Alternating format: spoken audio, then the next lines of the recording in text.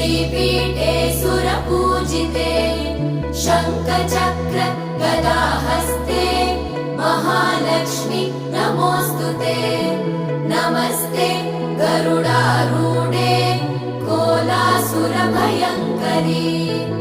सर्वपाप हरे देवी महालक्ष्मी नमोऽस्तुते महादेव्यै च विद्महे विष्णुपत्नी च धीमहि तन्नो लक्ष्मी प्रचोदयात्।